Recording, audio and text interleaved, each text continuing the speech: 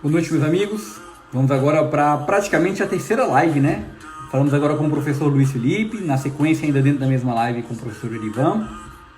E agora a gente se prepara para receber o grande professor Luciano em uma live muito interessante, Emenda Constitucional 106.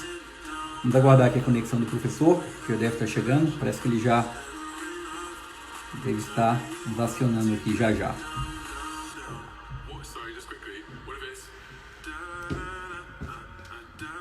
Boa noite, Gabriele. Boa noite, Osimar. Boa noite, professor Renato Monteiro. Um grande abraço, meu amigo. Bom estar com você aqui agora. Boa noite, meu amigo Wesley Vaz. TCU hoje bastante presente. Que honra.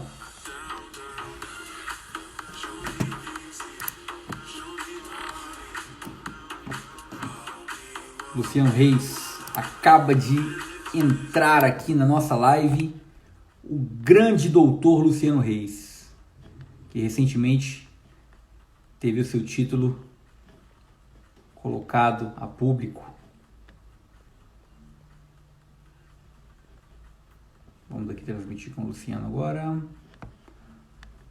Luciano, acho que eu tô com algum problema aqui, acho que você não tá podendo participar. Tenta sair aí da live e conectar novamente, por favor, então você tá com o vídeo ligado. Tem alguma coisa no seu celular que tá desabilitando a nossa conexão.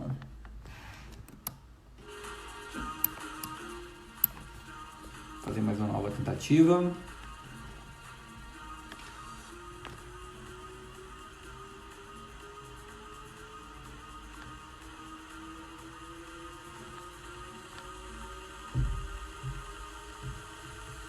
Luciano Reis.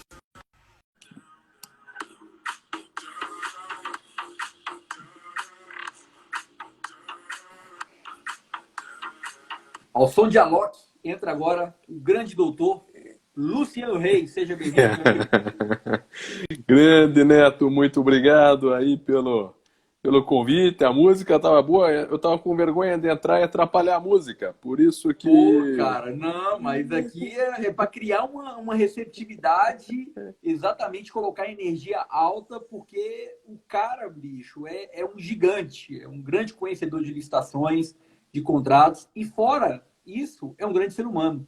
Saúdo a Opa, você, meu amigo. Estou muito feliz de estar nesse momento aqui contigo. Te agradeço pelo aceite da gente trabalhar aqui junto. Nós temos hoje uma live que vai ser realmente um desafio para mim. Tive que me preparar para esse assunto. É um assunto que exige um certo preparo, mas eu confesso a você que esses desafios me movem. E muito obrigado pelo teu aceite. Vamos construir esse conhecimento juntos aqui no Projeto Café Digital. o desafio não é somente para você, né? Até para nós também. Eu acredito que para todos os agentes que agora vivenciam um orçamento diferenciado, né? E parabenizo pela sua iniciativa, por esse programa que você tem feito nas últimas semanas, não é nem nos últimos dias, eu com muito sucesso, trazendo uma série de professores em diversas áreas, considerando que a contratação do jogo ou o jogo das contratações, ele faz parte da gestão pública. E se faz parte da gestão pública, ele é interdisciplinar, demandando conhecimento de tecnologia, demandando conhecimento de economia, demandando conhecimento de administração, demandando conhecimento de contabilidade, de direito, dentre outras ciências. Ainda mais agora, diante dessa pandemia, que nos parece muito patente o aspecto sociológico que poucos têm falado, inclusive também com relação a este fato social que estamos agora suportando, não digo talvez suportando, talvez vivenciando, né? Mas que vai passar, tudo passa e vamos sair sempre mais fortes. Desafios servem para serem superados e não para amedrontar. Desafios que amedrontam são pessoas que não são vencedoras. E aí, quando nós falamos de vencedores, o gigante Neto tem evidenciado aí com a sua esse portal de informações, assim como do Telegram, que eu, para ser bem sério, eu lembro que você me enviou o convite e eu não entrei ainda, mas eu vou entrar. Eu até tenho que ver onde está o convite, porque eu quero entrar e participar dessas notícias diárias que são repassadas a todos aqueles que gostam de estar bem atualizado no tocante às contratações públicas. Muito obrigado, meu amigo, pela introdução, pelas honras da casa. Para mim é uma honra poder ouvir isso de você. Realmente, o jogo de contratações é um jogo multidisciplinar e o jogo acontece na nossa mente. Quando a gente trabalha com licitações de contratos, a gente tem que extrapolar o conhecimento técnico, avançar no conhecimento jurídico, ir no conhecimento humano, ir no conhecimento estatístico e científico e ser um grande pesquisador. Isso faz do jogo ser um desafio de cada ser humano. É exatamente essa leitura. Tua apresentação foi brilhante. Obrigado aí pela fala e, sem dúvidas, eu acho que a gente tem um momento muito, muito interessante agora de crescimento. Eu quero saudar aqui, você falou de gigantes, não posso deixar de citar aqui nosso grande mentor Marcos Bittencourt, aí mesmo de Curitiba, da nossa querida Curitiba, que eu morro de saudades. Sempre que eu lembro tenho boas lembranças, lembro de Curitiba. E quero aqui saudar também a todos que carinhosamente vêm saudando e apoiando o projeto, como a nossa amiga Aline, a nossa amiga Gabriela Temer, nosso amigo George, que vai fazer uma live com a gente também, minha amiga Cândida, sempre interagindo comigo aqui no direct, a minha amiga LS Branco também conversando bastante, a Tamira, lá de Brumadinho, que a gente deu uma palestra que eu digo sempre que foi a melhor palestra que eu dei na minha vida. E, enfim, saúdo a todos aí e agradeço, pessoal, também ao André, a todo o apoio que vocês têm dado, porque é isso que faz a gente motivar. O nosso grupo de Telegram, Luciano, é um desafio diário em que todos os dias eu sou obrigado a estudar e revisitar a norma para me manter atualizado e para gerar um conteúdo de qualidade. A gente teve a aprovação do nosso livro, foi um processo bem demorado, nosso livro vai sair agora em definitivo pela editora Fórum, estou muito feliz com isso. Daqui a 2 meses, o livro de contratações de tecnologia da informação sai por essa brilhante editora. Agradeço a todos aí, ao Scloud e toda a equipe da Fórum, porque esse é um marco importante para as compras de tecnologia da informação, que representam um grande orçamento. E eu acho até, professor Luciano, que as compras de tecnologia elas têm uma força motriz muito grande de incentivar e trazer outras variáveis aí para temas correlatos do tema jurídico. Acho que a tecnologia ajuda muito nesse ponto. E obrigado aí pelas palavras iniciais e vamos começar a debater, né? E destaco nessa parte que há muita confusão, né, sobre tecnologia e inovação. Eu tenho trabalhado muito sobre essa parte de compras públicas inovadoras e a tecnologia é essencial e a tecnologia, quando bem usada, a sua força, né, ela traz resultados brilhantes. Eu também agradeço aqui a presença do nosso grande professor Marcos Bittencourt, um grande abraço. Está perto, mas longe em razão desse período, né? Aqui, por isso não podemos nos encontrar para tomar os nossos cafés. Agradeço também a Linete, a Juliane, do Conselho Federal de Contabilidade, que entrou, e a Linete, que esses dias, inclusive, eu e o professor Marcos Alcântara fizemos uma live espontânea, e não sei se você ficou sabendo, aleatória e espontânea. Acompanhar o trabalho de vocês estão um monstro, tirando cartilha. Eu não consigo acompanhar vocês, é por isso que eu tenho que fazer live, porque se eu parar para escrever, eu demoro demais. Não, nós fizemos uma espontânea, era meia-noite, não, acho que é umas 10, meia, 11 horas da noite, somente sobre amenidades. Então, ficamos falando de filmes do Netflix e dentre outras situações. Mas não quero tomar mais o tempo, né? E devolvo a palavra aí, Neto, aí fico à disposição. Legal, meu amigo. E só para dar minha contribuição com relação a filme, a série Black Mirror traz tendências de futuro e tendências também de compras públicas. Atenção. Professor Luciano, emenda constitucional 106. A nossa agenda de hoje, ela tem aí um viés bem mais, digamos, não vou dizer técnico, mais sofisticado, né? Essa emenda constitucional que traz para a gente aí o regime extraordinário fiscal, financeiro, né, do ambiente de contratações. Eu até considero que essa é uma live curta. A gente não vai precisar de esgotar aqui 1 hora de live. Vai ser uma live, obviamente bem mais compactada, aí, talvez com uma duração de 20 minutos a 30 minutos. Mas eu achei importante trazer esse assunto e colocar esse assunto na tua mão, porque é um assunto que merece aí o nosso cuidado.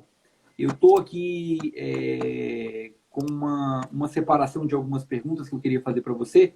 E, basicamente, a gente está aqui para saber, né, o que é esse regime extraordinário fiscal, aonde que ele impacta isso, né, nas contratações e no enfrentamento da calamidade pública baseada no Covid. Também pode fazer uma relação com a 13979. E também o que o pessoal chama de orçamento de guerra. O que é isso e como é que isso se comunica no barramento de compras públicas hoje do nosso país?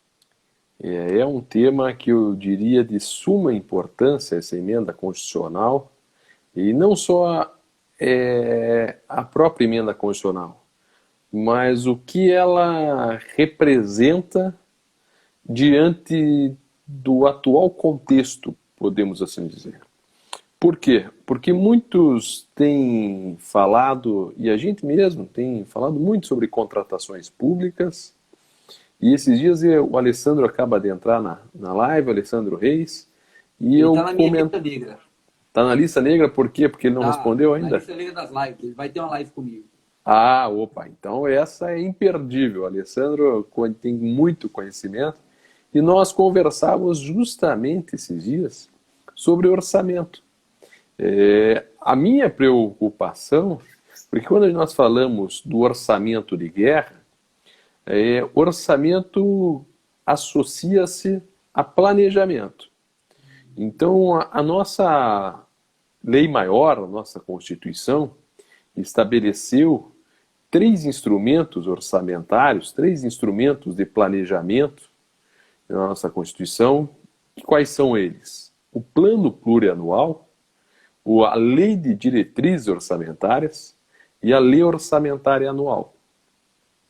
A partir do momento em que nós estamos numa realidade que ela não era planejada, em momento algum ano passado, quando foi feita a LOA para esse exercício financeiro, se pensou da possibilidade de uma pandemia.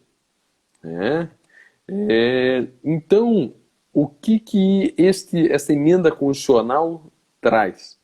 Uma ruptura, podemos assim dizer, do planejamento ao qual estávamos planejados. Ou seja, fazendo um pleonasmo aqui, nós tínhamos um planejamento planejado, nós tínhamos um planejamento arquitetado, e todas essas situações socioeconômicas que a pandemia tem desencadeado, eu não digo nem que desencadeou, mas que tem desencadeado porque ainda está presente, fez com que houvesse a imperiosidade de o poder público federal, mais precisamente o governo federal, requerer, né, um orçamento de guerra, que ele seria um planejamento diferenciado, um planejamento para tentar sufocar, não sufocar, mas para tentar afagar o que desorganizou.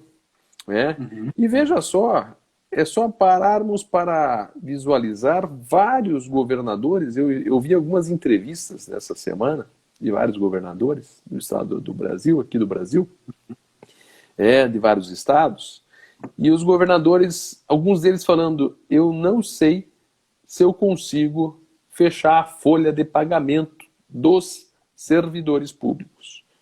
E me parece que já alguns, neste dia 31, não sei se é 30 ou 31 esse mês, é 31? Né? De maio, né? Maio vai até 31. Maio vai até 31, fazendo o cálculo lá no ossinho do... Em Curitiba também tem essa conta, né? Também tem essa conta aqui em Curitiba. Você ficar falando aqui, eu estava literalmente igual um curitibano, comendo pinhão antes da live. Olha, pinhão, não sei se já comeu pinhão quando veio para cá? Rapaz, tem tempo. Eu já morei no Sul, né? Morei 3 meses no Sul na minha infância, então adoro a região. Não em Curitiba, morei em Porto Alegre. Ah, tá. Pinhão é um fruto que cai que dá dentro da pinha, do pinheiro. Aqui nós temos os pinheiros muito conhecidos, né? E ele é cozido. E você come a parte de dentro, né? Ele tem uma casca, você abre a casca e come. É um fruto gostoso. Não é assim, é uma semente, né? Acho que é até uma semente. Alguém pode até me corrigir se chega a ser um fruto ou uma semente. Olha, você já pode até fazer essa pesquisa, eu sei que é rápido. Mas o orçamento de guerra é nesse sentido. Por isso foi falado tanto na imprensa sobre o orçamento de guerra. É uma situação para planejar o que não foi planejado. É um momento que nós tentamos organizar o que está desorganizado e está em descompasso. Então veja só, nós não tínhamos e não imaginávamos gastar tanto de insumos de EPIs, por exemplo, na área de saúde. Nós não tínhamos esse planejamento na lei orçamentária anual, seja no hospital público, federal, municipal, estadual, qual ele for, não se tinha o quanto está sendo gasto de EPI, o quanto já foi gasto esse ano. Então, na verdade, desequilibrou tudo.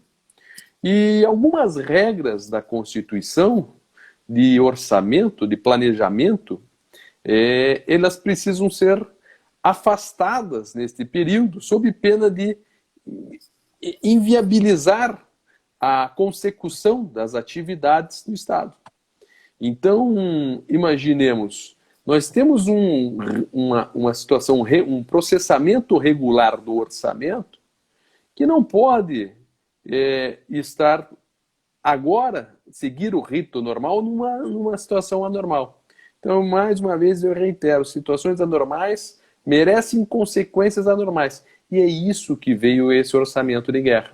Então, esse orçamento de guerra traz, por exemplo, a questão de mexer na execução orçamentária sem a necessidade de algumas aprovações legislativas. Traz também a permissividade de abertura de créditos adicionais extraordinários que devem e podem acontecer em situações de calamidade. E por isso tem o Decreto Legislativo 6, que reconheceu o estado de calamidade. Tanto é assim, que a própria emenda constitucional ela acaba aludindo a todo esse contexto de reconhecimento da pandemia no Estado brasileiro e no mundo. Então isso a gente chama muito a atenção. Então isso seria o orçamento de guerra, fazendo uma rapidíssima introdução. Bacana, e é basicamente isso mesmo para a gente poder pontuar, porque obviamente não dá para esgotar tudo, mas essa introdução foi muito clara. Eu acho que as pessoas muitas vezes não entendem, e até, Luciano, com o teu ponto de vista, ficou mais claro para mim essa questão da excepcionalidade, né? Ou seja, por um fato superveniente, o legislador deixou claro que algumas regras serão afastadas para poder manter o Estado em funcionamento dada a situação excepcional. Então, foi bem interessante. Eu tenho aqui alguns questionamentos, Luciano, porque isso mexe muito com a parte pessoal, né? Você falou aí da questão da folha de pagamento. Agora, muito tem se falado aí na contratação de pessoal sem concurso público na época de pandemia, né? Como é que está esse entendimento aí? Tá podendo? Está tendo dificuldade? Como é que você está vendo essa questão? Então, a emenda constitucional 106, ela serviu, além da parte de pessoal, também se viu na parte de licitação e contrato, mas vamos para a parte de pessoal. Nós temos, como regra, um servidor público, ou ele é um servidor público efetivo, ou seja, provido em razão de ter passado por uma prova ou de um concurso público de provas ou provas e títulos, nos termos do artigo 37, inciso 2 da Constituição, ou nós temos um servidor comissionado, que é aquele famoso cargo de confiança, cargo em comissão, CC. O pessoal que é da administração escuta muito CC, né? Que é aquele que é de livre nomeação, livre exoneração para determinados cargos que sejam de direção, chefia e assessoramento. Ou nós temos os cargos ou servidores temporários, que no âmbito da lei, no âmbito federal, eles estão regulados pela Lei 8745, aonde traz o PSS, um processo seletivo simplificado, aonde traz um rito mais abreviado para a escolha de quem vai ser o candidato, a pessoa selecionada pelo poder público. Então, veja só, nós temos esses três. E o que o orçamento de guerra, o que a emenda constitucional 106 traz? A emenda constitucional 106, ela traz a possibilidade de ampliação dessa contratação temporária para o enfrentamento da pandemia. Então, a Lei 8745, ela estabelece alguns requisitos objetivos para a contratação desses servidores temporários.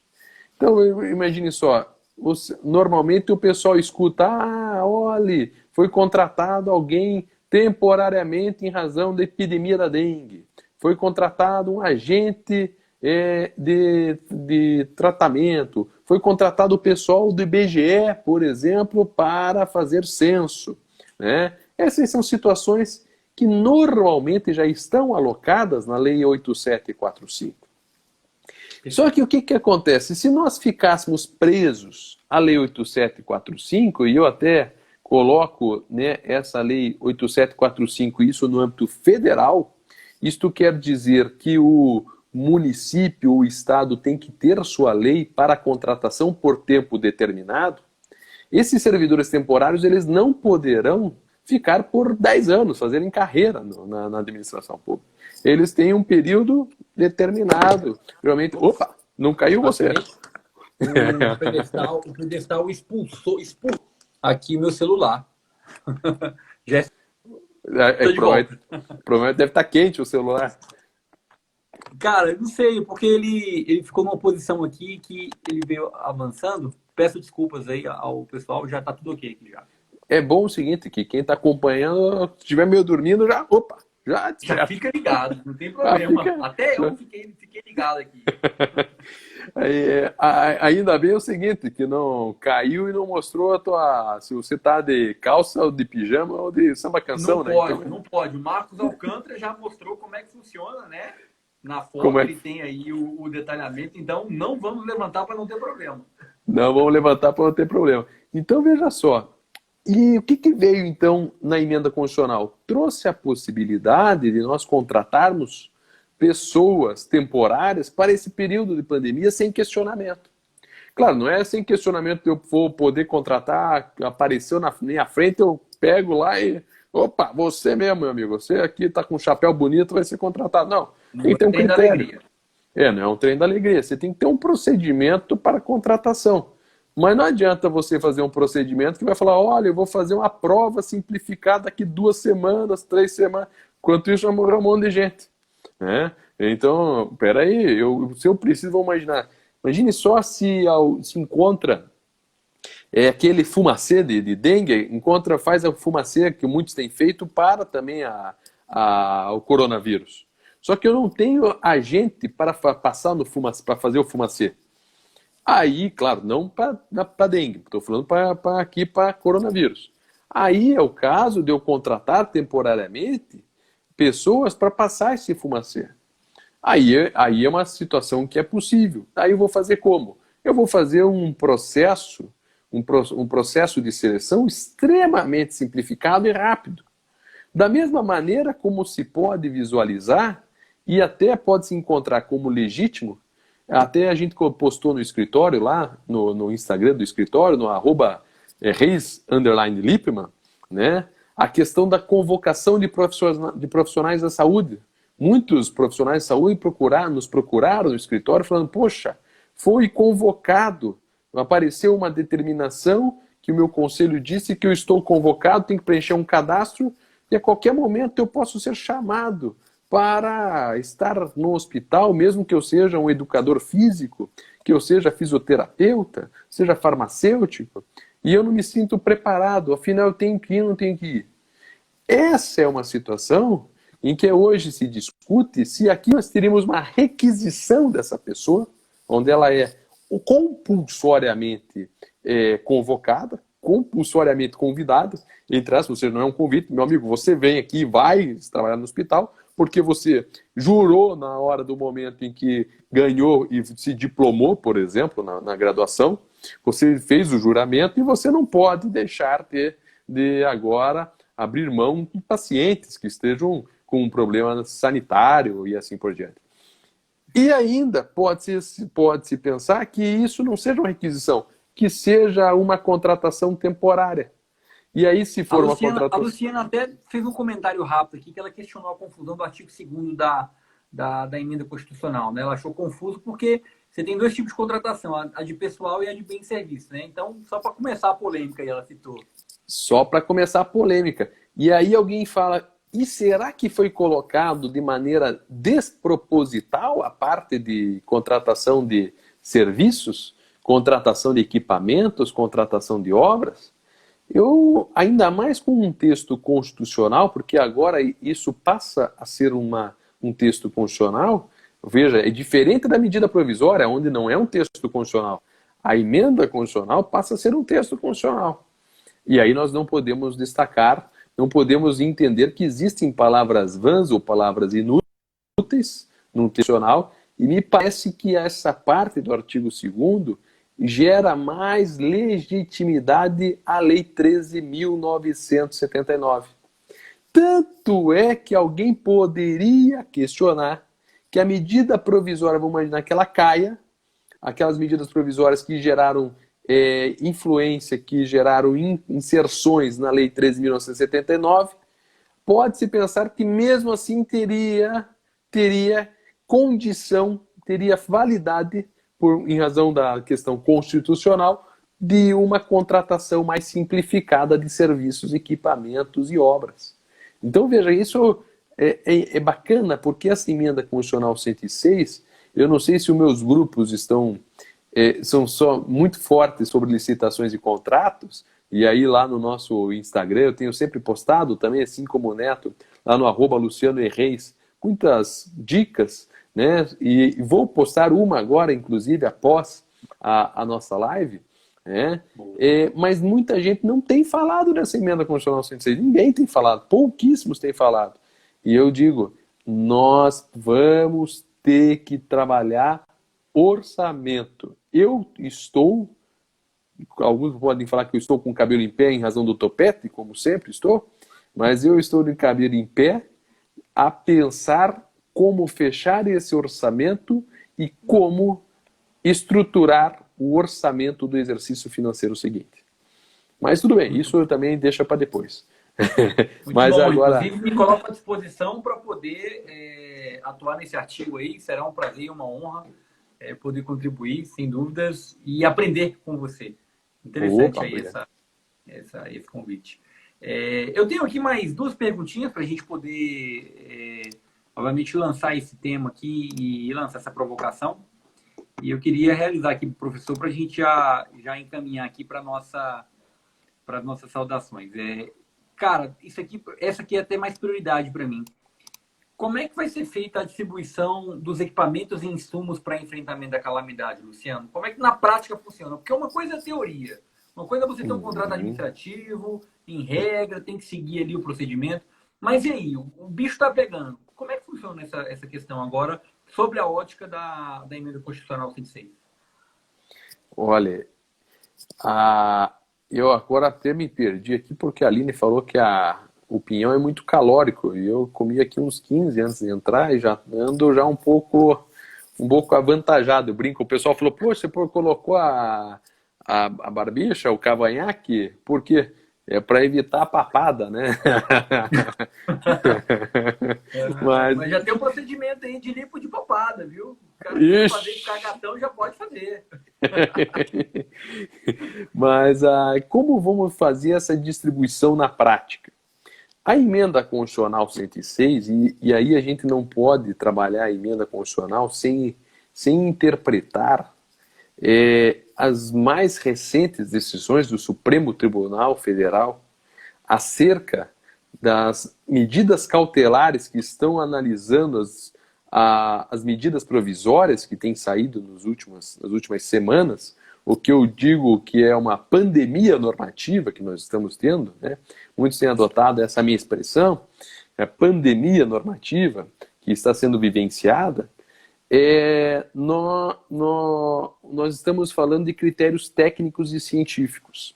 Então veja que a própria Constituição agora prevê que durante, aqui ela coloca o seguinte, lá no artigo 2º, parágrafo único, nas hipóteses de distribuição de equipamentos e insumos de saúde, imprescindíveis ao enfrentamento da calamidade, a União adotará critérios objetivos devidamente publicados para a respectiva destinação a estados e municípios.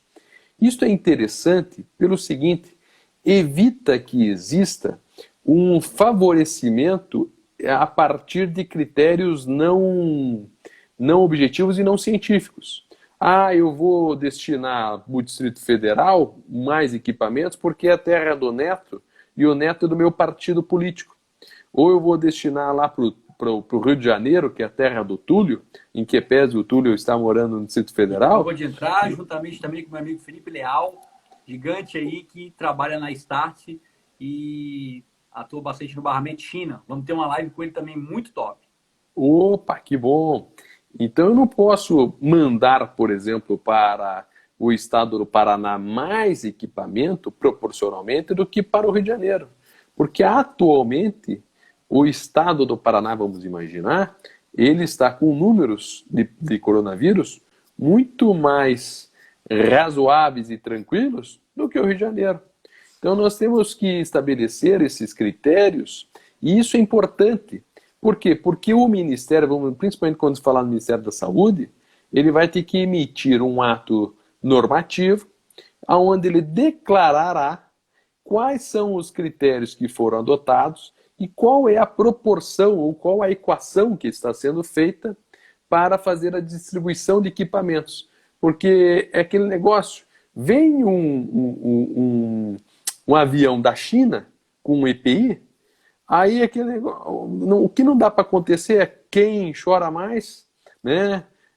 Acaba ganhando. Não, nós não podemos fazer isso, porque senão começa a vir aquela pressão sobre o governo federal, que às vezes acaba gerando represálias até políticas. E nesse ponto, aqui, me parece que a partir do momento que a emenda constitucional estabeleceu essa imperiosidade de critérios objetivos, blinda até o Ministério da Saúde. Blinda o Ministério da Saúde falando, olha, eu vou seguir essa equação. E aí a gente poderia, vamos imaginar, para um aspecto matemático. A minha equação diz que eu vou levar em consideração números de óbitos, eu vou levar em número da população, eu vou levar em números que estão em hospitais, vou levar número de leitos, número de UTIs no estado ou no município. E aí eu começo a ter mais transparência nessa distribuição. E por que eu disse da decisão do Supremo Tribunal Federal ou das decisões do Supremo Tribunal Federal? Eu não vi ainda o restante do julgamento da 966, da medida provisória 966, mas foi enfatizado pelo que eu vi nos grupos do WhatsApp, aqui de vários professores de direito administrativo do Brasil, em que acabam participando, que o critério técnico-científico será preponderante para afastar erro grosseiro. Em outras palavras, se você atuar em desconformidade dos critérios técnicos-científicos, isto caracterizará erro grosseiro do governante. E é o mesmo raciocínio que a gente tem que aqui poder associar que nós costumamos dizer no âmbito jurídico, ratio decidente. A razão de decidir, o mesmo raciocínio, ele casa com o artigo 2º, parágrafo único da emenda constitucional 106. Ao incorporar... A LINDB está encapsulada aí também? A LINDB está, porque o que acontece? A medida provisória 966, alguns dizem que ela é mais do mesmo, né? Eu não diria que ela é mais do mesmo, porque ela acaba trabalhando o aspecto da responsabilidade civil de maneira diferenciada.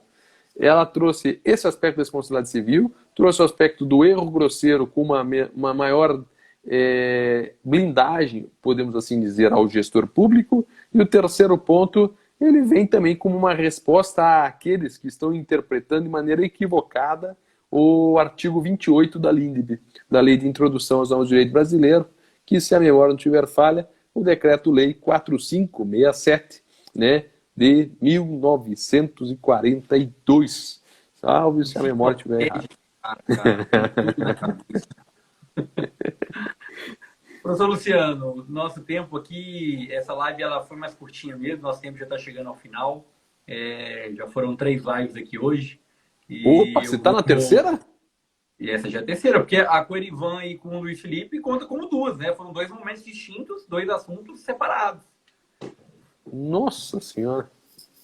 Então Mas, você já está cara, com a é assim bunda que a gente. quadrada aí. Não, a gente turbina é assim, cara. Nossa meta é chegar a 50 lives. No final da jornada, as pessoas vão entender o porquê que serão 50 lives. O projeto está ficando, cara, muito interessante. Mas acho que o momento agora, Luciano, é realmente de agradecer pela tua contribuição. Eu confesso que eu tenho chamado amigos e pessoas da jornada, da caminhada aí de compras públicas, de inovação, de tecnologia, e pessoas de confiança que podem geralmente gerar um valor para a rede. A gente sabe que já a gente vai encerrar um pouco mais cedo essa live aqui, porque já estamos aqui com algumas outras atividades aqui na sequência. Mas eu quero muito, professor Luciano, agradecer aqui o teu trabalho, parabenizar pelas cartilhas que você tem gerado do assunto de Covid para as organizações públicas. Teu material tem sido referência para muita gente. No Ministério da Economia, nós temos usado seu material como referência, junto com o do professor Marcos Alcântara. Prova disso é que isso já faz parte lá do site da própria Central de Compras, né, com relação ao material utilizado para apoio às contratações de Covid. Então, cara, te parabenizar pelo brilhante profissional que você é. Não tive oportunidade ainda de parabenizar pelo seu doutorado, que você concluiu ele há poucos meses atrás. Meus parabéns, eu fico muito feliz de ver um amigo concluir uma jornada grande dessa. Eu também, o meu está faltando aí ainda pelo menos 2 anos para poder concluir. Eu pausei para poder investir aqui na parte de empreendedorismo. Assim que a gente fechar esse ciclo, eu volto, acabo meu doutorado também. Possivelmente não aqui no Brasil, vamos ver se passa essa fase toda aí. Eu devo fazer alguma coisa na área de educação, na área de gamificação, que tem sido a minha linha de pesquisa. E, cara, realmente te agradecer, porque você é um gigante. Eu admiro muito a sua pessoa, o grande amigo que você é, e dizer para você que você pode contar comigo na hora que precisar. O Café Digital e o Jogo de Contratações são grandes porque as pessoas que estão aqui são grandes. E você é um cara que sempre vai ter aí esse brilho, e se a gente puder estar sempre perto e se ajudando, com certeza a gente vai ganhar muito. Muito obrigado, tamo junto, e quero agradecer a todos que participaram também dessa live, porque o momento é de construção. Valeu. E eu que agradeço, Neto, agradeço o seu convite, agradeço os vários amigos que se fazem presentes, ao Tiossi Júnior, que está aí na nossa live, e dizer que, mais uma vez, o seu projeto é um projeto gigante, é um projeto que está cada dia frutificando mais, e parabéns pelo tema, porque nós vamos ter que enfrentar essa parte do orçamento. Nós não vamos conseguir, não me parece, e o Alessandro até ele às vezes tem um posicionamento um pouco diferente, eu tenho cá minhas ressalvas se nós conseguiremos fechar o orçamento deste ano sem muita sangria. E como nós faremos o ano que vem, e na parte de investimentos, essa é uma grande dúvida que tenho, porque a gente trabalha muito com estruturação de negócios no escritório, e essa parte de estruturação de negócios tem chamado muito a atenção. Como o Estado vai poder dar essa garantia? Então, eu parabenizo. Sem dúvida nenhuma, os créditos adicionais extraordinários, eles estão saindo nos municípios, saindo nos estados. E só para também, ainda que você falou que a live seria curta, mas dizer, esse raciocínio da emenda constitucional 106, pelas decisões que têm sido proferidas no Supremo Tribunal Federal, aproveita os estados e os municípios. Uma dúvida muito grande, e que eu recebi umas 4, 5 directs quando saiu a emenda constitucional, a emenda constitucional permite que aquele que esteja em débito com a Seguridade Social possa contratar com o poder público. E aí muitos perguntaram se isso aplicaria ao município e ao Estado. Eu falei que a princípio não aplicaria. Mas depois de agora ver as últimas decisões do Supremo, eu estou convencido que se aplica aos estados, aos municípios, ao Distrito Federal. Então veja só que tudo isso é um assunto novo, mas eu mais uma vez agradeço o seu convite, agradeço a sua amizade, a nossa relação, que eu lembro desde o primeiro momento que o conheci, lá no Congresso, acho que de Pregoeiros, uma oportunidade se foi, e no 11º, e que depois foi repetidamente nas outras vezes, com muita em razão de sua competência, dizer que esse café digital, que ele venha a sempre estar quente de boas pessoas, estar quente de boas energias, estar quente de bons conteúdos e estar quente com todos aqueles que estiverem participando e assistindo. Um grande abraço, um excelente final de dia, de quinta-feira, desta quinta, e também peço para que aqueles que não nos acompanham ainda, que nos acompanhem nas redes sociais, no meu Instagram, acompanhem também o Neto, e aí junto vocês estarão bem informados. Obrigado. Valeu, professor Luciano, muito obrigado. Quem quiser seguir mais informações aqui do nosso canal do Jogo de Contratações, basta entrar no meu perfil, tem um link com todos os projetos e produtos. Tem missão para o Vale do Silício, tem o grupo do Telegram, que vocês podem receber pílula diária, tem aqui o Instagram, várias fontes, podcast, YouTube, essa nossa live vai ficar salva. E logo, logo nós vamos lançar aqui nosso curso digital, para que vocês possam receber um treinamento avançado com um mindset de mais variáveis. A gente vai falar disso nas próximas lives. Pessoal, muito obrigado mais uma vez e saúdo a todos. Professor Luciano, você é 10. Valeu. Obrigado, gente. Boa noite.